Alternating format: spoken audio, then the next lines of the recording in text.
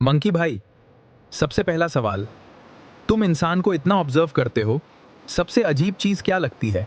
सबसे अजीब, इंसान खुद को स्मार्टेस्ट क्रीचर बोलता है, फिर भी मोबाइल चार्जर मिलते ही उसके पास फ्लोर पे बैठ जाता है जैसे मंदिर में दर्शन लेने आया हो। और कॉन्फिडेंस देखो, खुद का लाइफ सेट नहीं है लेकिन दूसरे को रिलेशनशिप एडवाइस देगा थे। Bro, trust the process. अरे प्रोसेस नहीं, प्रोसेसर गर्म हुआ पड़ा है तेरा।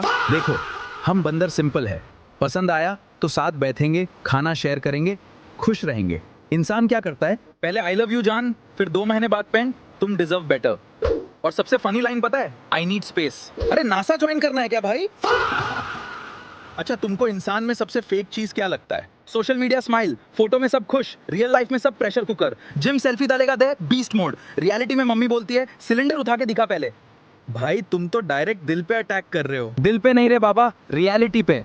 हम बंदर केला चुरा ले तो सब छिलेते हैं, और इंसान पूरा आइडिया चुरा के स्टार्टअप बोल देता है।